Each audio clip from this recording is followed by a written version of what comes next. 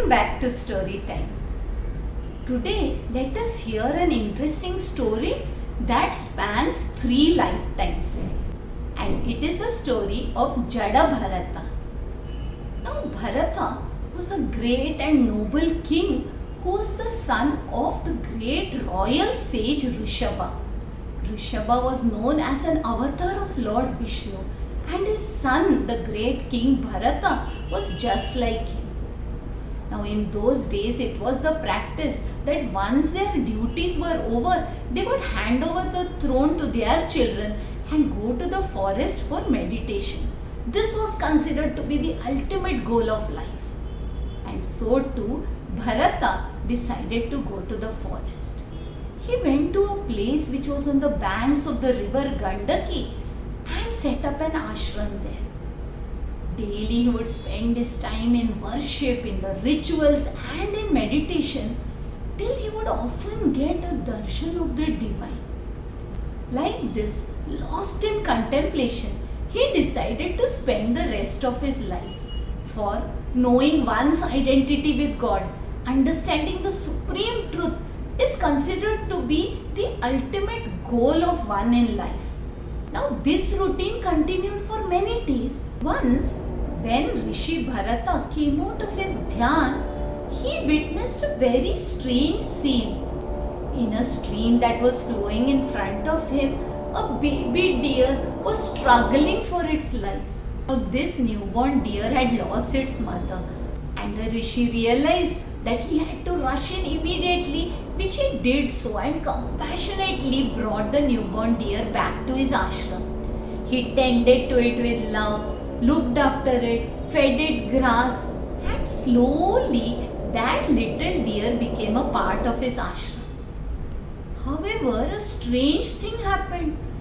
This Rishi Bharata, who would previously spend all his time thinking about God, now started thinking more and more about this little deer. He would often worry if that deer would not return. Suppose some wild animals had eaten it up. Why was it still so late? And thus, like a father would look out for his child, this Rishi Bharata, who had given up his wife, his children, his kingdom, had now become so attached to the little deer.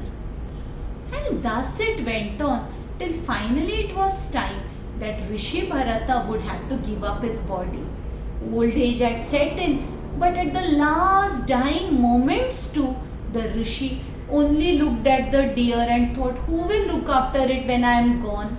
And the deer also shed tears of love just sitting beside the Rishi.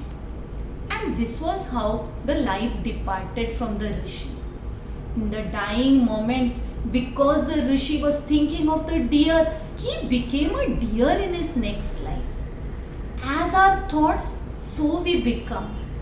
And because the Rishi was thinking about the deer in his dying moments, in his next birth, he was born as a deer. But because of his previous tapas, because of that intense meditation and the worship that he had done, he could still remember his past birth, and he realized what a fool I had been. I had given everything to understand the supreme truth, and I finally got attached to a deer. Oh, I will never repeat this mistake.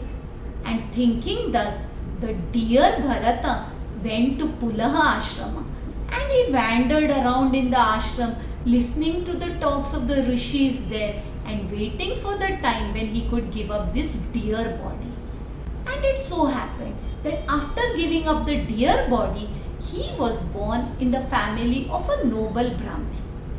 He was the youngest son, but because he still remembered his past births, this Bharata pretended that he just could not understand anything. He acted like a fool. He never spoke a word.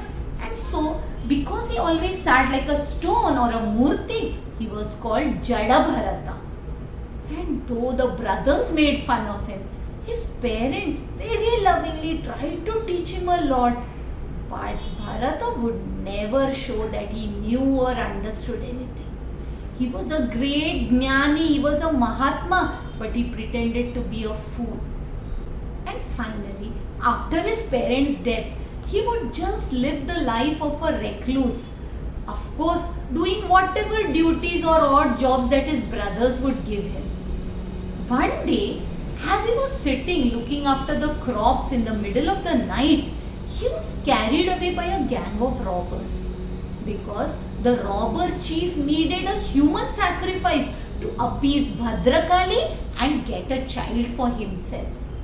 The previous victim had untied his ropes and escaped, and now they found this Jada Bharata who sat unmoving and unprotesting when they carried him away.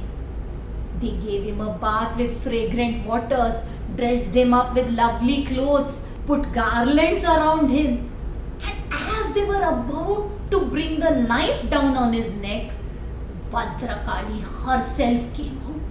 She was so impressed by the tapas of this recluse Jada Bharata that she could not bear to see that this devotee would get slaughtered. So she took out the knife from the robber chief's hand and cutting off his heads and killing all the rest of the robbers, she blessed Jada Bharata. While this Bharata sat unmoved, it did not matter to him whether his life would be taken away or his life would be saved. He just moved away. After some days, a king's palanquin came that way. This was the king Rahugana, and there they found that they were short of one person to bear the palanquin. And finding this hefty, muscular looking Jada Bharata, they called out to him.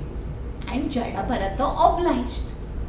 While he was carrying the king's palanquin, however, they noticed that he was sort of dancing very slowly to a rhythm.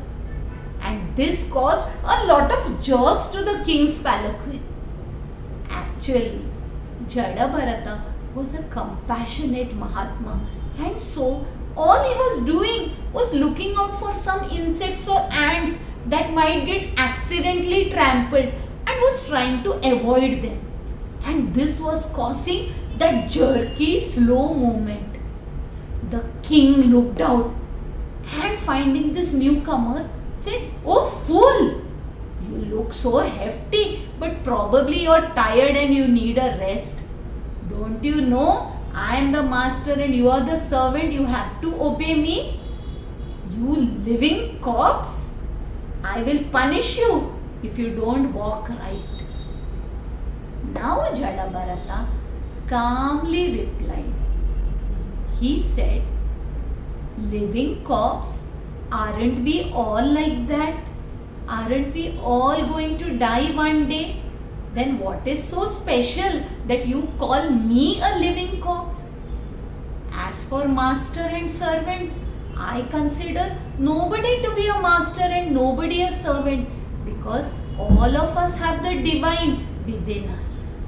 And you call me a fool? What is the use of punishing a fool? For a fool can never understand and rectify his mistake." Hearing all this, the king jumped out of the palanquin. He realized that this was not an ordinary person. He was a realized master who was just pretending to be a fool. He fell at the feet of Jada Bharata and requested him to impart knowledge to make him his disciple. And Jada Bharata gave the king the highest knowledge.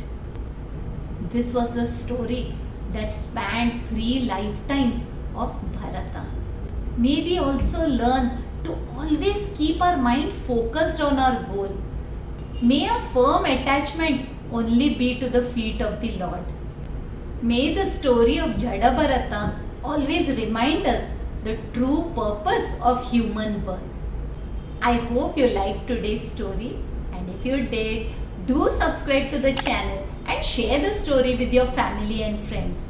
And wait for the story that will come next Thursday. Until we meet again, Hari Om.